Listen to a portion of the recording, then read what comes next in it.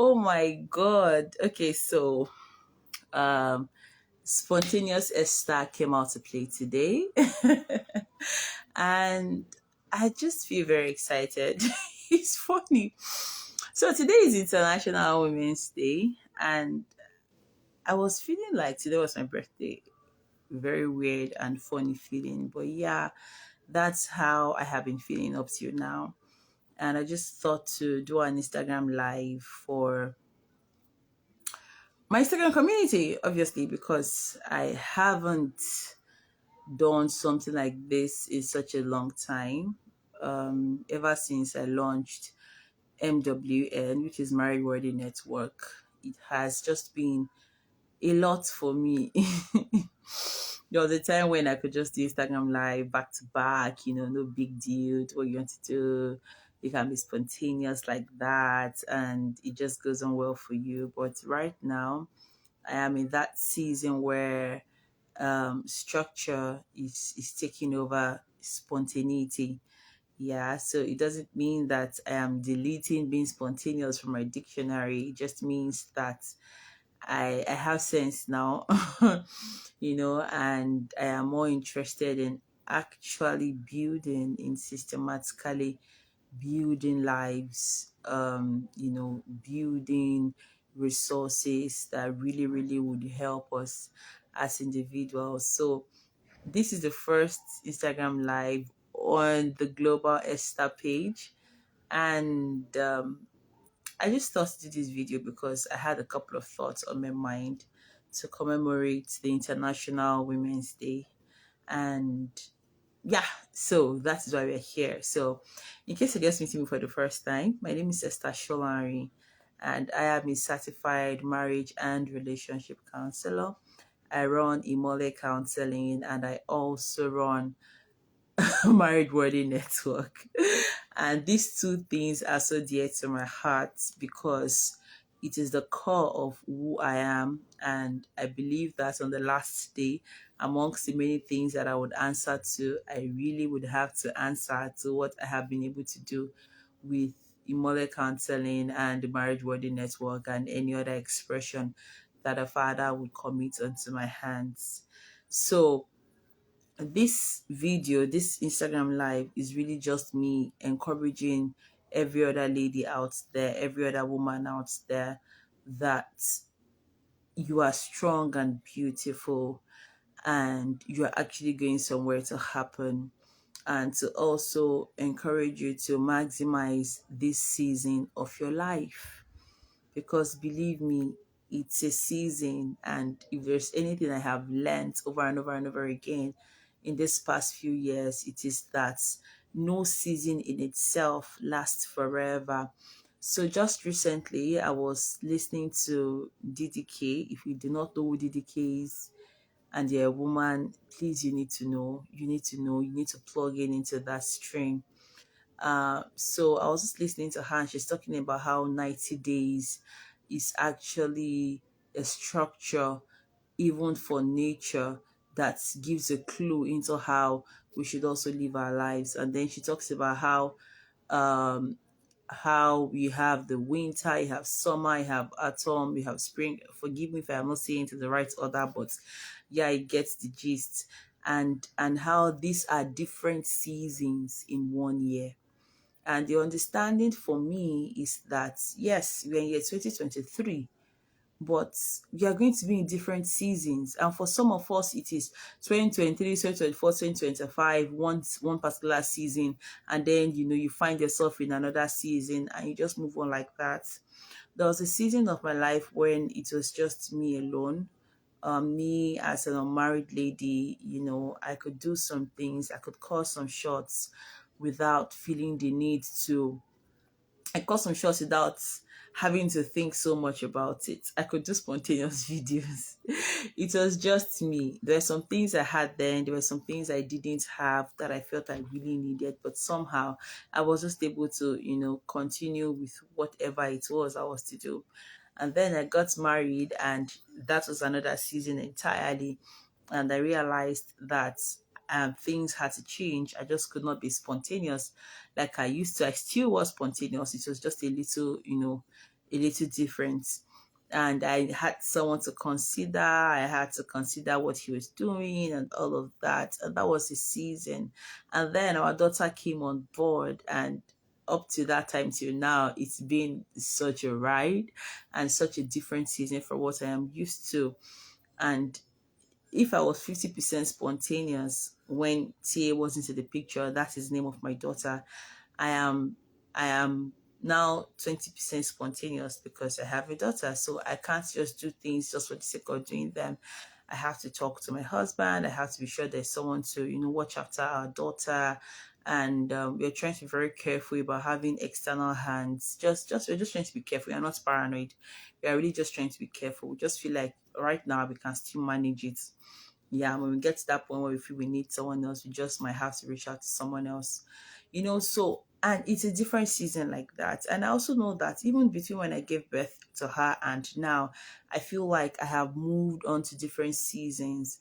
So there was a time when she was completely dependent on me, and it looked like she couldn't do anything by herself.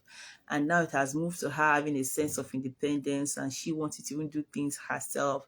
And I have more time on my hands and all of that. So the whole essence of what I'm saying is that stop seeing your entire life as one season. See them as different seasons. So when you're in a season, just open up your heart and tell yourself, I am in this season, and I'm going to give it my best. Even if it's a difficult season, remind yourself this season is not going to last forever. I am going to come out strong, come out better, and I'm going to move on to a better season, because no season in itself lasts forever. So don't look at yourself as a mother. I assume you're a mother and you are you've not gone back to work. You've not gone back to work because you have a child or whatever, and you're now looking back on your previous life. I say previous life, your previous seasons, and you're regretting where you are, and you're wondering when things will change, and da da da da da, and you're not getting very frustrated and agitated and all of that. See, I get where you are, but the reality is this season you are in is just for a short while. It's not the end of your career, it is not the end of your life, it's not the end of what you can become. So what even happens if for whatever reason, maybe because of the kind of industry you are living in, welcome Pedro, I see you. Maybe because of the kind of industry you are living in, I see you're living in, because of the kind of industry you are in, you now begin to feel like or once you know that some industries like that once you step out of it, it is difficult to come back in, and you're now feeling like, oh my god, I had to step out because I am now a mom, and I have little children, and I really want to actively be involved in their lives and all of that. And then you're stepping out of work and you're not feeling like, oh my god, I am losing out on life.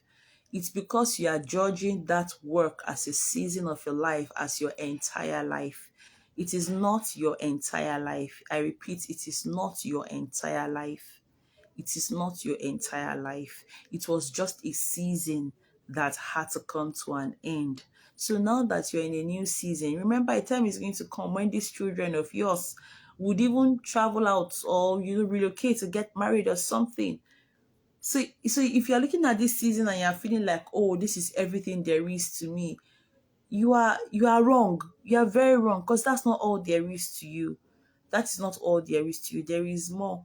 There is so much more to you. Where you are is just a season.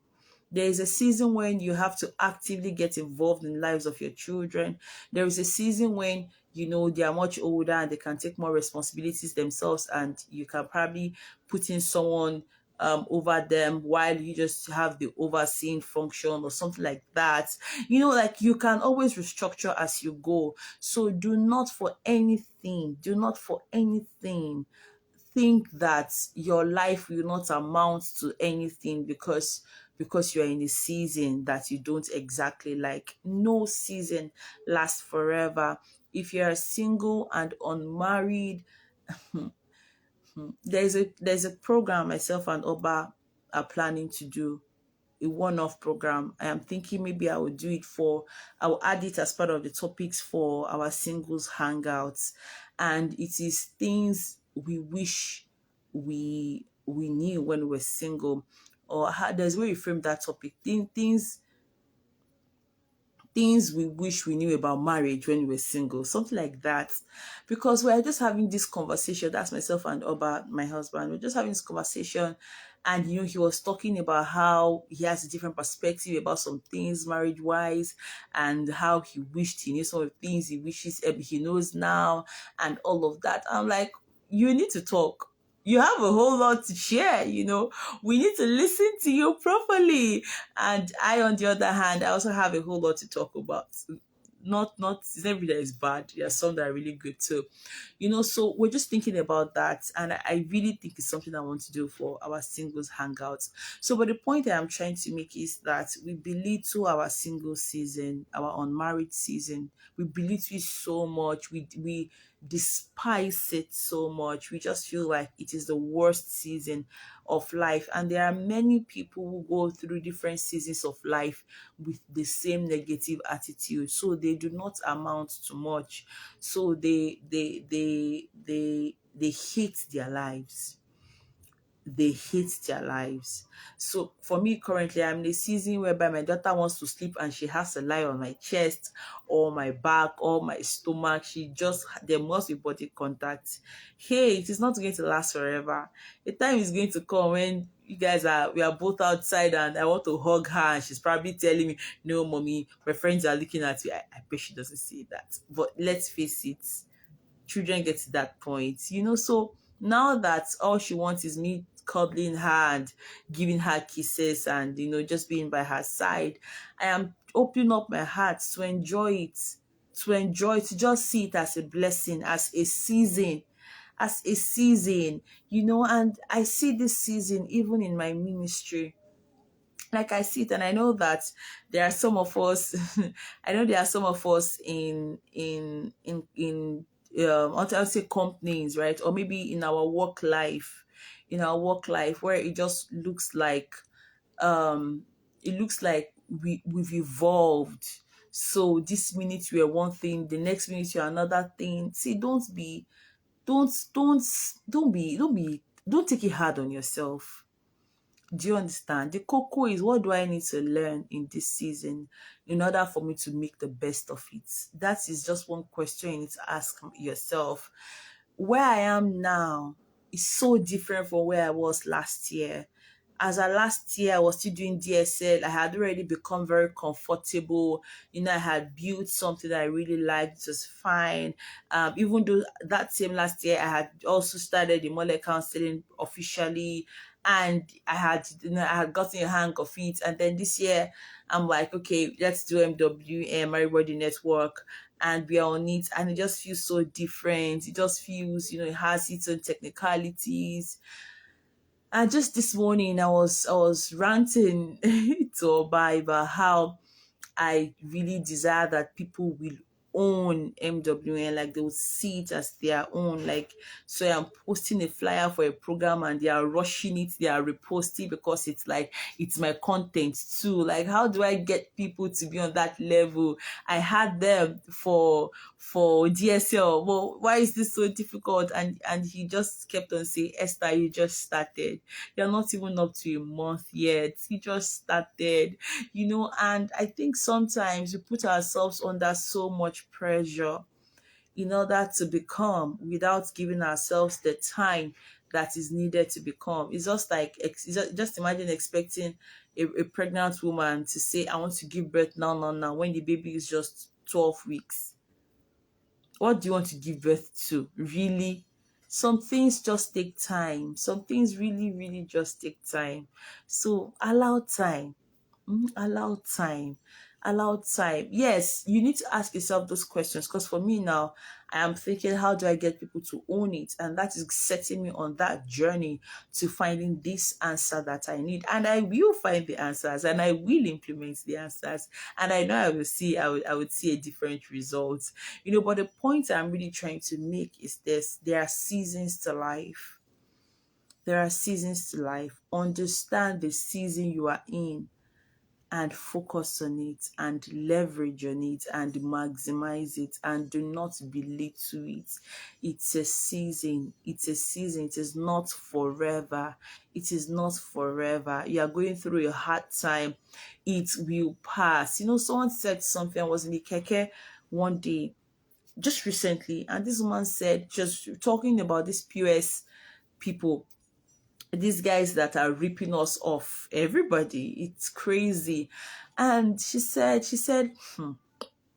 these PS guys are forgetting that this thing will come to an end someday.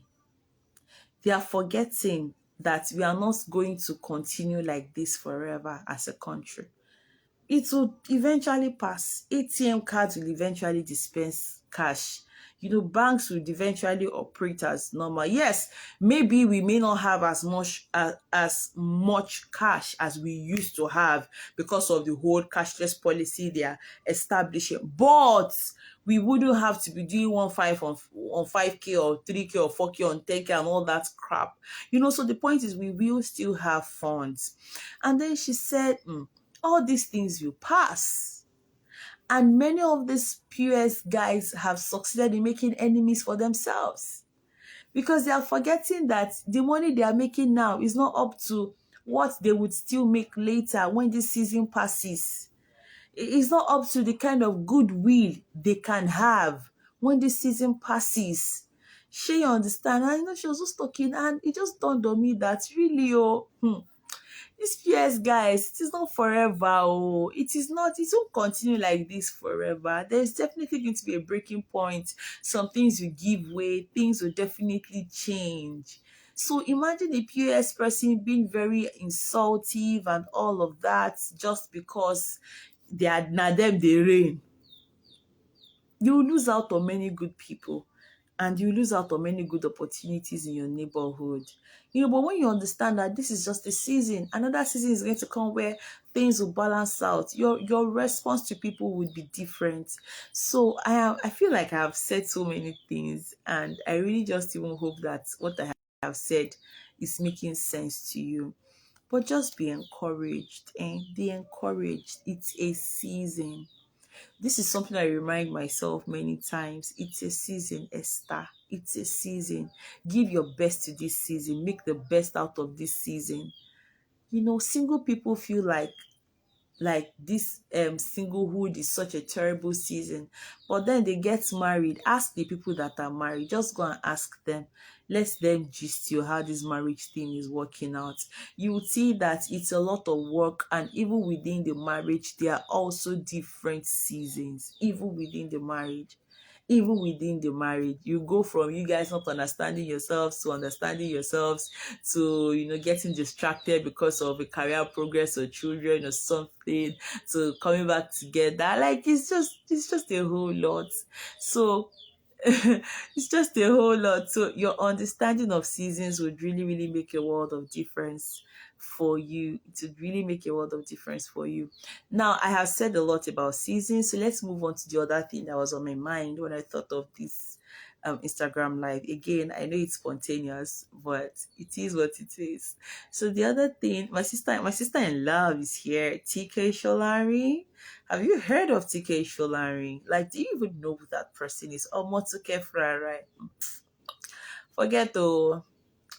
I would have said when you're praying to God for the family of your life partner, you pray, you just pray, Father, give me a sister-in-law like Omotuke Sholari. But I just want to say that the Coco is the Lord to give you the best. But I mean, she's amazing. Forget stuff. We brag on God. Okay, so now back to the conversation. The other thing that I said I want to talk about is something that happened to me. This really did happen to me. So I have this really awesome friend of mine. Her name is Ewa Oluwa. Her name is Ewa Oluwa. And recently, she got certified as TK Shilari, greet you. Yes, please greet. Usually, last year, she got certified as a marriage counselor and all of that. And this I think from February, I started seeing some of her posts. Ha! And you know, it's so funny. So there's a backstory to those posts, which I know, but I don't need to talk about it till she wants to share it to herself. But the point is that she has been making some landmark strides, or she has been making some giant strides, really. And then she makes a post, and I'm looking at it, and my heart just do big, big. Now, this is my friend. This is a really good friend of mine. But then she makes a post, and my heart is like, oh my God. And the thought that crosses my mind is usually, hey, Mo, she's making progress. So, oh my God, she's making progress. So, see this graphic design. She's making progress. So, and I literally have this very funny sensation. Like, it's just very weird. Like, it's very, very weird. And I know it's not of God. Like, I know. And I'm like, I had to ask myself, what's up? Why are you feeling this way? Why are you feeling this way? This is your friend. She's making progress, yes, but why is it getting across to you like that? And I realized that it triggered an insecurity for me. Like, it legit triggered an insecurity for me. And the first day it happened, I was shocked. Then another day I was on Instagram, and I saw another post of hers. I think it was on a YouTube video, or she and her husband. I was like, hey, this YouTube video that we're telling about that we should do together. And I had that feeling again. I'm like, daddy, what kind of feeling is this? No way. I do not want this kind of feeling. You know, and I realized that was like low-key jealousy, like low-key envy. I wasn't envious, but that was just a feeling that could lead to that. And I told myself, the next time I see her posts, and this rubbish feeling comes up again, I am going to pray for her that she will continue to be progressive, that she will continue to make it in life, that she would, I just told myself that. And guess what? I haven't felt that way again. Maybe when I see her post this evening, I don't know how I would feel, but again, I haven't felt that way again. And I knew that was the devil. That was the devil. Believe me, that was the devil. The devil was just trying to take advantage of my mind. He was just trying to get into that place where I see her as a competition and the threats. So I am sharing this story because we say, oh, women support women. We say it a lot. Oh, women uplift women give other men a chance. We say it a lot, but the practicality is what I do not even think we do. So I started to feel that way, and I knew that was the devil trying to take advantage of a moment. It was trying to bring me to that point where I am envious of her growth, and I forget that we are co-laborers for freaking sake. As a matter of fact, we are not even enough. We don't even have enough marriage counsel, godly marriage counselors. Yes, you have marriage counselors, but I mean people that have the Spirit of God, people that are led by the Spirit of God. They know to plenty. So we need more people. That's the point. The Bible has said it. The harvest plenty. Now laborers no day. And now God is sending another laborer to the field. And instead of me to welcome her and celebrate her and all of that, I was feeling triggered, feeling insecure, feeling like, hey, don't want to take my space. Which space? Which space? Which space? The sky is enough for all the birds to fly. You have enough. So today she called, funny enough, and I missed her call, so I called back. And we're just talking, and then I told her, me, I even have something to say. Oh. So I've been having this feeling when I see your post, and she went, it's a lie. Why would you? Why would you? Me, that I'm looking at you, and I'm like, hey, God, this baby is really going. And this was a very funny conversation. But I needed to tell her because I wanted to shame the devil and tell him, wait, what? You got nothing on me. There's nothing on me, baby. The devil is not my baby. But like, you got nothing on me. Like, you're not going to put me inside that hole. I am going to fight it. I am going to fight it. I'm fighting it in the place of prayers, and I am openly saying it so as to hold myself accountable, so that negative emotion will die. It cannot stay. I refuse you. And then we just had that conversation, and we laughed about it and all of that. So the whole essence of that story is to say the idea of women supporting women should actually be something we should strive for. And it is something we should be deliberate about. We should be very deliberate about helping our friends. Everybody actually, but most especially our female friends. Support them whichever way you can. Celebrate them whichever way you can. So you can check Ewa at Ewa Eni Odunjo. I think that's the name. Or either that or Ewa Oluwa Eni Odunjo. That's her handle. I'll try and tag it in this particular post when I eventually post it. You know, and so yeah, I mean, yes, please go ahead. Because I see that even in churches, people, there's just this terrible idea that, oh, this person must not go to another church. Oh, this person is my member. Who gave you member? Who dash you member? She's not your member. Now God they give person. And the God that says stay here can also tell that person to go there. There are so many pastors that do many funny things in the name of, trying to tie their members down. So refuse envy.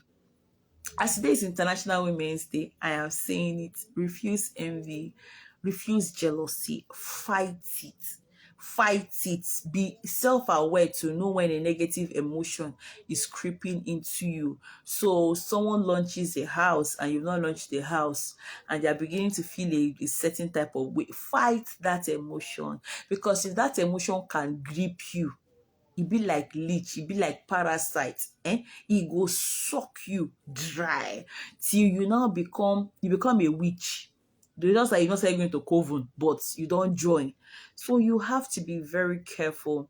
Guard your hearts, guard your emotions. If you see somebody that has what you have, sow into that thing. Like, just celebrate them, bless them with your resources, pray for them that they will continue to succeed in that thing.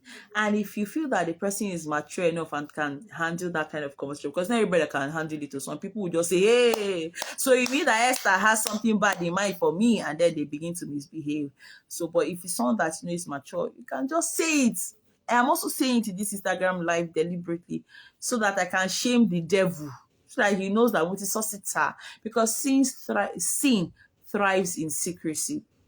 Sin thrives in secrecy. Sin thrives in secrecy. Yes, a sin is something that you always want to hide and do it. Maybe not INEX sin, those ones they do it publicly. But generally, people would always want to hide and hide, and the devil always wants you to keep it hidden. But you have to be willing to stand your ground and be in the lights. Be in the lights. Every aspect of your life must be in the light. It was willing to shine that light. Anywhere you turn, they must have nothing on you. They must have nothing on you. Okay? So I hope I've been able to bless you this morning, this afternoon, actually. I hope you've learned something. Thank you so much for joining in. What did you learn? Tell me what you learned before I even go. I know we are very plenty on this Instagram live, but again, I still want to hear. Tell me the one thing you learned, regardless of when you came in. Tell me what you learned. So if you've not, pending when you guys write what you learned, because I want to read it.